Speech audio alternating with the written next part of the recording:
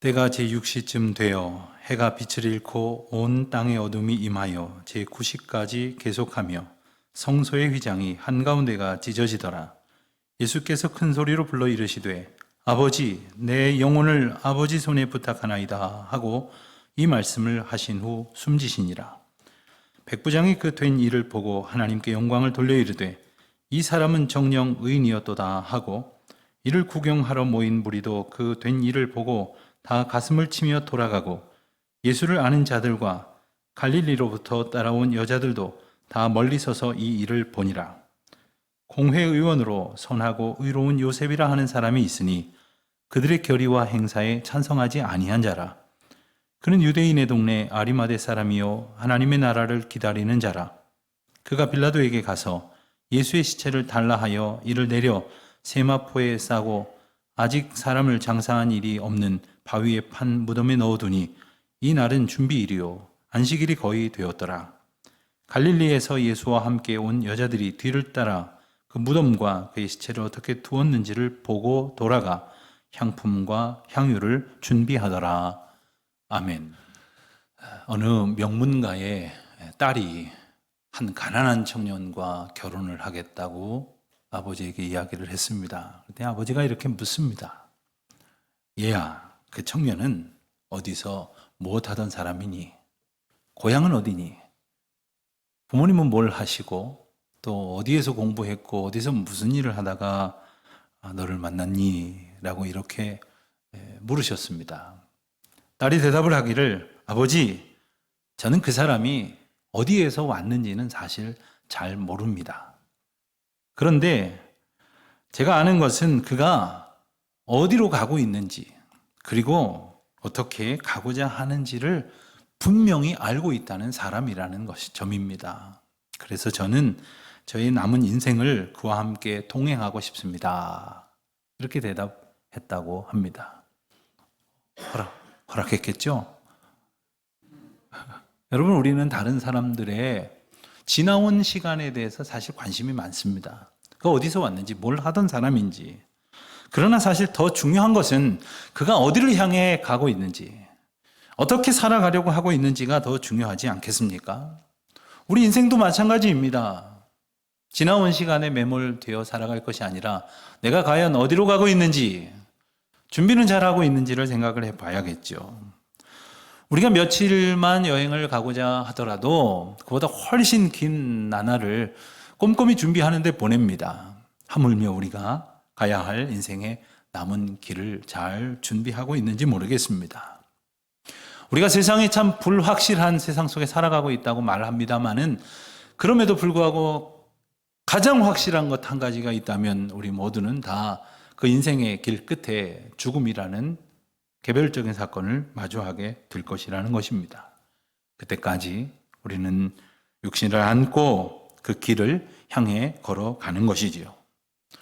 또한 주님께서 우리에게 보여주시는 인생의 모습을 통하여 그리고 수많은 인생들의 죽음을 보면서 우리는 죽음을 배워갑니다. 그리고 결국 우리의 죽음을 향해 가는 것입니다. 죽음을 통해서 생명을 배우고 죽음을 통해서 인생을 봅니다. 그리고 그 안에 허락하신 하나님의 인도하심을 깨닫게 되는 것이죠. 오늘 우리가 함께 읽은 본문 말씀을 통해서 십자가 위에서 죽음을 맞으신 예수님의 마지막 모습을 보게 됩니다. 예수님이 골고다 언덕에서 십자가에 달리셨을 때 그곳에는 많은 사람들이 있었습니다. 우선 예수님을 따르던 사람들이 있었겠고요. 그리고 예수님을 처형하려는 군병들도 있었을 것입니다. 그리고 구경거리라고 생각을 하고 쫓아왔던 이들도 분명히 있을 겁니다. 그곳에 있는 수많은 사람들이 그 모두가 다 십자가를 봅니다. 예수님의 사건을 보고 있습니다. 그런데 과연 그들이 그것을 함께 보았으나 과연 그들이 깨달은 것은 무엇이었을까요? 그 죽음을 통해서 우리 주님이 주시는 메시지는 무엇이었고 과연 그들은 그것을 잘 받았을까? 예수님이 십자가에 달리신 시간은 금요일 아침이었습니다. 근데 오늘 말씀 44절에 보면 제6시쯤 되었을 때에 해가 빛을 잃고 9시까지 어둠이 계속되었다. 이렇게 전하고 있습니다. 이 유대의 시간 계산법을 보면 해가 뜨면서부터 1시간이 지나면 1시, 3시간이 지나면 3시 이렇게 계산을 합니다. 그러니까 6시라는 말은 정오 정도가 된다고 볼 것이고 또 9시라고 하면 오후 3시쯤이 될 것입니다. 그런데 하루 중에 가장 밝은 때가 바로 정오 무렵 아닙니까? 그리고 가장 환할 때가 아마 오후 3시까지 정도이지 않겠습니까? 그 밝은 대낮이 캄캄한 밤으로 변해버렸습니다. 그래서 어떤 사람들은 이거 혹시 이때가 해가 일시적으로 달에 가리워지는 일식 현상이 벌어졌던 것은 아니냐 이렇게 의심을 하기도 합니다. 그런데 여러분, 6월절 즈음은, 다시 말하면 지금 우리가 지키는 이 부활절 즈음은 음력과 관계가 있습니다. 이렇게 보름달이 뜨는 무렵이 해당이 됩니다. 따라서 일식이 일어날 수 있는 때가 아니라는 거죠. 다시 말하면 어두워질 수 없는 시간이 어두워졌다는 거예요. 자, 그렇다면 사람들은 이 상황을 두고 뭐라고 생각을 했겠습니까? 우리가 참 흥미로운 것은 우리는 12시가 지나면 새날이 되었다 이렇게 생각을 하겠지만 유대식으로 생각을 하면 이제 빛이 없어졌다가 다시 빛이 나타나서 밝아지면 새날이 되었다 이렇게 이해를 합니다. 그래서 창세기에 보면 천지창조 사건이 기록되었을 때에 이런 기록이 반복되지요. 저녁이 되고 아침이 되니 이는 둘째 날이었더라. 또 저녁이 되고 아침이 되니 이는 셋째 날이니라. 넷째 날, 다섯째 날 이렇게 기록이 되어 있습니다. 하지만 아무리 설명을 해도 도무지 밤이 될 수 없는 한 낮이 캄캄한 밤이 되었고 또 오후 3시 예수님이 숨을 거두신 시각에 다시 빛이 비추는 새 날이 되었다는 거죠. 이것이 무엇을 말씀하시는 것일까요? 여기에 담겨져 있는 그 메시지를 더욱 분명히 우리에게 일깨워 주시려고 보여주신 사건이 하나 더 있습니다. 바로 45절에 나오는 이야기입니다. 45절입니다. 성소의 휘장이 한가운데가 찢어지더라. 이 성소의 휘장은 성전, 성소 안에 성소와 지성소를 구분하는 장막이었습니다. 그 안으로 들어가야 지성소에 이르게 됩니다. 그곳은 오직 대제사장만이 그것도 1년에 단 한 번 들어갈 수 있는 곳이고 그래서 그곳이야말로 하나님의 임재를 상징하는 곳이 됩니다. 그곳의 휘장은 바로 거룩하신 하늘과 이 땅에 죄 많은 더러워진 세상을 구분하는 그 나누는 상징이므로 이것이 찢어졌다는 것은 예수님의 죽으심을 통해서 하나님과 세상에 가로막혔던 장막이 걷어졌다는 것을 의미하는 겁니다. 동시에 예수 그리스도를 통해서 모든 사람이 이제는 온전히 하나님 앞에 나아갈 수 있게 되었다라는 새로운 은혜의 시대가 시작되었다는 선언이기도 한 것입니다. 그 전까지는 성전 근처에는 유대인들만 갈 수 있었거든요. 그리고 성소 안에는, 지성소 안에는 몇몇 특별히 구별된 사람들만이 들어가서 하나님의 임재를 느낄 수 있었다고 한다면 이제는 누구라도 예외 없이 예수 그리스도를 통한다면 하나님 앞에 나아갈 수 있게 되었다. 이것을 선언하는 놀라운 사건이 아닐 수 없습니다. 여러분, 이스라엘 백성들 뿐만이 아닙니다. 모든 이방인들도 다 주 앞에 나아갈 수 있게 하신 선언이에요. 특별히 우리가 읽고 있는 이 누가복음에는 이 누가복음의 저자인 누가가 모든 사람들, 특별히 이방인들에게도 하나님의 은혜와 구원이 임한다고 하는 것을 부각시켜서 어떻게 하든 그 복음을 전하려고 애쓰는 표현들이 참 많이 담겨져 있습니다. 마태복음이 유대인들을 주 독자층으로 이렇게 마음에 두고 기록을 했다면 이 누가복음은 모든 이방인들이 이 말씀을 듣고 구원의 감격을 얻게 하려는 그런 뜻이 담겨져 있는 것이죠. 이렇듯 이 성전의 휘장이 찢어지면서 모든 사람들, 모든 이방인들까지 하나님 앞에 인도하시는 그 구원의 은혜를 입증하는 그러한 의미로 47절에 한 사람을 우리에게 또한 보여주십니다. 그는 바로 백부장입니다. 이 백부장은 예수님의 처형을 실질적으로 주도한 현장 책임자죠. 로마 군대의 간부입니다. 말할 것도 없이 이방인이죠. 그런데 바로 그와 같은 사람들도 이제 예수님 앞에, 그리고 예수님을 통하여 주님 앞에 나아갈 수 있도록 하신 그 순간을 우리는 이 말씀을 통해서 보게 되는 겁니다. 어쩌면 이 백부장은 예수님의 죽음을 가장 가까이에서 목격한 사람일 것입니다. 그것도 아주 냉정하게, 객관적으로 그 사건을 목도했을 것입니다. 바로 그때 예수님께서 46절의 말씀처럼 큰 소리로 이렇게 말씀을 하십니다. 아버지, 내 영혼을 아버지 손에 부탁하나이다. 이것이 누가복음이 전하는 예수님의 마지막 메시지입니다. 내 영혼을 부탁하나이다 라는 예수님의 기도는 사실 유대인들에게 있어서는 아주 익숙한 그러한 기도이기도 했습니다. 유대의 여러 문헌에 많이 등장하는 표현입니다. 주로 이 기도는 사람들이 취침 전에, 잠자리에 들기 전에 드리는 기도였다고 합니다. 이렇게 기도하면서 잠 깰 때까지 나의 영혼을 지켜주십시오 라는 간구를 아뢰었다는 거죠. 여러분, 사실 잠자는 시간만큼 행복한 시간이 어디 있겠습니까? 잠자는 시간만큼 평안한 시간은 없을 겁니다. 그러나 사실 또 반대로 보면 내가 눈을 감고 있기 때문에 내가 눈 감고 정신마저 놓고 깊은 잠에 빠져버리는 동안 무슨 일이 일어날지 모르는 거예요. 누가 나를 해칠런지 또 내 소중한 것을 훔쳐갈런지 알 수가 없습니다. 그런 일들뿐만 아니라 여러 가지 어려운 일들이 많이 있을 수 있으니 옛 어르신들은 그런 표현도 하셨지 않습니까? 밤새 안녕하셨습니까? 밤새 별거 없으셨습니까? 하도 이상한 일들이 많으니까 말입니다. 사실 따지고 보면 오늘날도 잠을 편히 못 주무시는 분들이 참 많습니다. 깊이 푹 주무시지 못하는 분도 계시고 불안과 염려 속에 그렇게 잠을 뒤척이시는 분들을 많이 봅니다.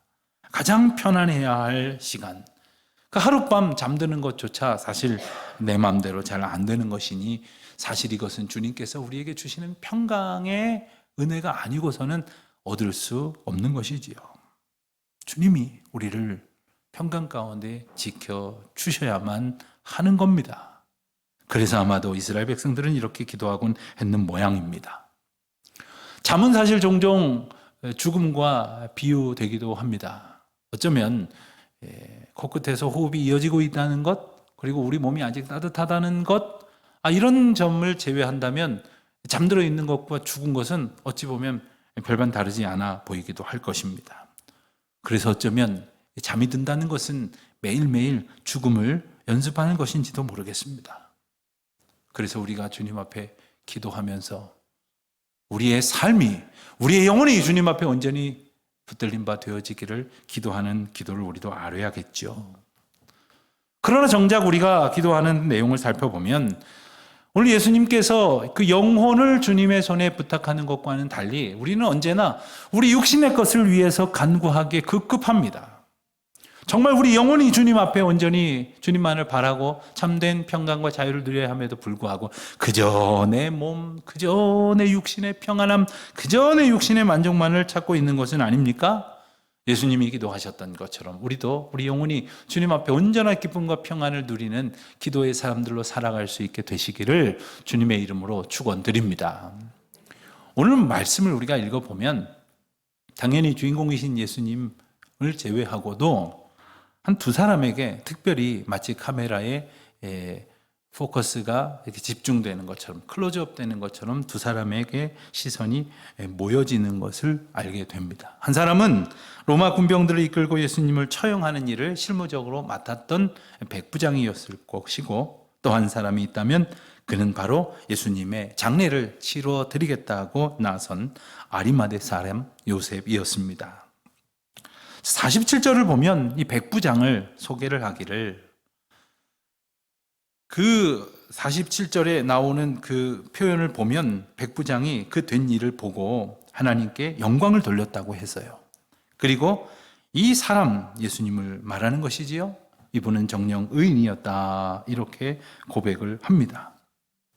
아마도 백부장은 가장 가까이에서 뿐만 아니라 처음부터 예수님이 체포되셨을 때부터 숨을 거두실 때까지 그 모든 상황을 빠짐없이 다 지켜보았을 것입니다. 그러나 그는 그 장면 속에서 놀라운 모습을 보았습니다. 들었습니다. 십자가에 달리신 예수님께서 자신을 십자가에 못 박았던 그 행악자들, 그 대적자들을 하나님께 용서해달라고 기도하셨지 않습니까? 그뿐 아니라 좌우 옆에 있는 그 행악자들을 오히려 하나님의 낙원으로 인도하겠다고 약속하시는 말씀을 하시지 않았습니까? 그리고 아버지 손에 그 영혼을 맡기시는 것까지. 이 모든 모습을 본 백부장은, 이분이야말로 십자가에 달리실 죄인이 아니라 정령 의인이셨구나 하는 것을 비로소 분명히 깨닫게 되어지는 겁니다. 어쩌면 누가복음은 이런 백부장의 시선을 통해서 예수님이 십자가에 달리실 죄인이 아니라는 사실을 우리에게 명확하게 일러줍니다. 예수님을 직접 신문했던 빌라도나 헤롯의 이야기를 통해서 예수님이 벌을 받으셔야 될 죄인이 아니시라는 사실을 우리에게 일깨워 줍니다. 오늘 본문의 장면에서도 백부장만이 아니었어요. 그 곁을 지키던 많은 무리들도 그 일들을 보고 그리고 가슴을 치며 애통해하는 가운데 안타까워하며 발길을 돌렸다고 했습니다. 그래서 가슴을 쳤다는 것, 통회하는 마음을 가졌다는 것, 회개의 의미를 담고 있는 표현입니다. 그래서 누가는 기록하기를 예수님의 죽음이야말로 예수님이 하나님 되심을 선포하는 사건이고, 또한 모든 사람들을 가슴치며 회개하는 구원에 이르게 한다는 귀한 메시지를 오늘 말씀을 통해서 선명하게 전하고 있습니다. 여러분, 죽음이라는 것은 그야말로 절대적인 절망 아닙니까? 모든 것이 끝났다고 여기게 하지 않습니까? 그래서 우리는 종종 사랑하는 어떤 이의 죽음 앞에서 내 생명마저 끝난 것 같은 극단적인 슬픔과 아픔을 경험하게 되지 않습니까? 이것이 바로 세상에서 흔히 볼 수 있는 그러한 죽음으로 인한 결론일 것입니다. 하지만 오늘 말씀을 보면 십자가 위에서 숨을 거두신 예수님은 그 죽음을 통해서 우리에게 메시지를 주셨다는 거예요. 그분이 바로 하나님이시라는 사실을 입증하셨다는 거예요. 그리고 우리로 하여금 단지 그것을 깨닫게 하시는 것이 아니라 가슴 치며 회개하게 하시고, 그리고 그 메시지를 품고 살게 하셨다는 것입니다. 그렇게 산 사람이 바로 아리마대 사람 요셉입니다. 그는 공회의원이라 이렇게 소개를 합니다. 50절 말씀을 보니까 오늘날로 말하면 국회의원 중에 한 사람이라 이렇게 말할 수 있을 것 같습니다. 종교 지도자이면서 권력층의 한 사람입니다. 우리나라는 지금 입법, 사법, 행정이 이렇게 3권이 분리되어 있지만 당시에는 이 모든 권력이 이 사내들인 의회에 집중이 되어 있었습니다. 그런 권력층의 한 사람이었는데 우리가 앞서 51절에서 읽은 것처럼 그들의 결의와 행사에 참여하지 않은 자라고 했습니다. 그 결의와 행사가 무엇입니까? 예수님을 십자가에 못 박는, 예수님을 처형하겠다고 하는 그 결의에 동조하지 않았다는 거예요. 모든 권력자들이 작당을 해서 흉계를 꾸미는데 거기에 휩쓸리지 않았다는 겁니다. 자, 어떻게 그럴 수가 있겠습니까? 잘못하다가는 그 권력층에 밀려날 수도 있는데 오히려 예수님을 죽이려고 했던 사람들이, 그렇게 동조하지 않는 사람들도 얼마든지 죽일 수 있을 것 같은데 어떻게 그는 그들을 따라가지 않았을까? 51절에 보니까 그의 열쇠가 나타나 있습니다. 바로 그것은 그 아리마다 사람 요셉이 하나님의 나라를 기다리던 자였기 때문입니다. 그는 하나님의 나라를 바라고 하나님의 나라를 기다리며 살았기 때문에, 그의 소망이 분명했기 때문에 그러한 악행에 휩쓸리지 않았던 겁니다. 그저 자기의 권력을 유지하는 것, 그저 자신의 형편을 그저 안위하는 것에 휩쓸리지 않았다고 하는 것을 우리는 보게 됩니다. 사랑하는 성도 여러분, 우리가 이 세상 모든 악에 지지 않고 악의 무리에 휩쓸리지 않으며 죄를 이길 수 있는 힘은 오직 한 가지, 이것뿐입니다. 하나님 나라를 소망하며 살아가는 것. 그 하나님의 나라를 바라보며 그 길로 걸어가는 것, 그것만이 하나님의 뜻을 깨닫는 길이요, 하나님의 주시는 은혜와 능력으로 세상의 악을 이길 힘을 얻게 되는 것입니다. 여러분, 그가 예수님의 장례를 치러드릴 생각을 하면서 정말로 치러드리면 어떻게 될까라는 생각을 얼마나 깊이 했는지는 모르겠습니다만은 충분히 이런 생각을 할 수 있지 않았겠습니까? 예수님을 죽이려는 사람들이 예수님이 십자가에서 결국숨을 거두심으로 인해서 자기들의 흉계가 성공을 거뒀다고 기고만장할 텐데, 그리고 예수님을 조금이라도 받드는 사람들이 있다면 예수님을 죽였던 것처럼 얼마든지 죽이고도 남을 것인데, 예수님을 따르는 이들을 핍박할 것이 분명한데 과연 그러한 형편 속에서 무사할 수 있을까? 그러한 걱정을 해도 부족함이 없을 터인데 예수님의 장례를 치르겠다고 나선다니, 생각할수록 이해할 수 없는 그의 모습입니다. 제자들도 다 이리저리 흩어지고 숨지 않았습니까? 그럼에도 불구하고 이 죽음을 각오한 그 용기, 그것은 바로 예수님이 정말 하나님이신 것을 깨달았기 때문에 그 예수님의 길로 나도 걸어가겠다고 주님이 주신 힘으로 결심했다는 거예요. 자기 능력으로 자기 결단으로 한 것이 아니에요.